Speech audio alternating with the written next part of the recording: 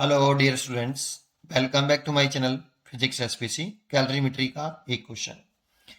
To sphere made same substance having diameter in the ratio 1 and ratio 2, their thermal capacities are in the ratio of.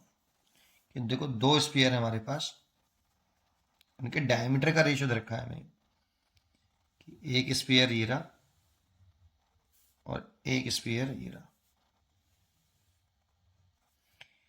इसकी radius अगर R1 माने, इसकी radius R2, तो इसका diameter का ratio दे रखा है D1 ratio D2 is equal to 1:2।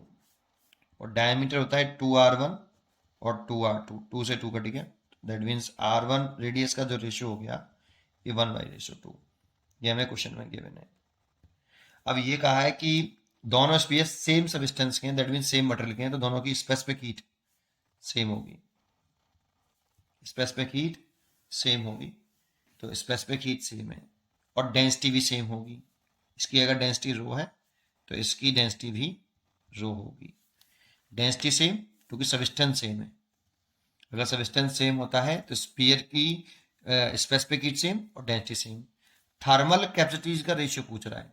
देखो, थर्मल कैपेसिटी का फॉर्मूला क्या होता है वो पता होना चाहिए। थर्मल कैपेसिटी ये जो होता है एम इंटू स्पेसिफिक हीट होता है। मास और स्पेसिफिक हीट का जो मल्टीप्लिकेशन होता है उसको क्या बोलते हैं हम? Thermal capacity. इसको थर्मल कैपेसिटी बोला जाता है ना। चलिए, तो थर्मल कैपेसिटी का पहले फॉर्मूला याद होना चाहिए और थर्मल कैपेसिटी के बारे में पता होना चाहिए। चलिए, अगर हमसे कह रहा है कि दोनों स्पीयर की थर्मल कैपेसिटी का रेशियो बताओ, तो थर्मल कैपेसिटी को मैं क्या लिख लूँ, सी लिख देता हूँ। चलो, अब ऐसे सी का सिंबल, स्पेसिफिक हीट सिंबल पे मत जाइए, नेम पे जाइए। मैंने थर्मल कैपेसिटी सी माना है और मास इनटू स्पेसिफिक हीट के मल्टीप्लिकेशन को बोलते हैं। तो देखो, दोनों का स्पीयर 1 का और स्पीयर 2 का थर्मल कैपेसिटी का रेशियो पूछ रहा है, तो M1 S1 over M2 S2। लेकिन सबस्टेंस सेम है इसीलिए स्पेसिफिक हीट तो बराबर होंगी, तो इसीलिए S1 S2 बराबर है S के, तो इसीलिए ये कैंसिल हो जाएगा, तो M1 अपॉन M2 बचेगा। डेंसिटी इक्वल टू होता है मास अपॉन वॉल्यूम, और मास लिखें तो डेंसिटी इंटू वॉल्यूम, और डेंसिटी वॉल्यूम लिखें स्पीयर का तो 4/3 पाई R3। इतना लिख सकते हैं।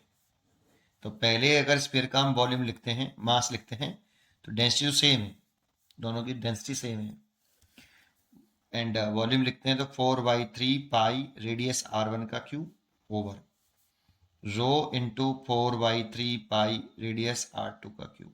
देखो, ये कैंसिल हो जाएगा, तो R1 अपॉन R2 का होल क्यूब हो गया, और R1 अपॉन R2 का होल क्यूब हमें दे रखा है 1/2, तो 1/2 का क्यूब कर लो तो 8 हो जाएगा, 1/8। C1 अपॉन C2, तो थर्मल कैपेसिटी का जो रेशियो आया वो 1:8 आया। ये इसीलिए इसका जो चॉइस हो गई बी चॉइस इज करेक्ट। पढ़ते रहिए और खुश रहिए। Thank you.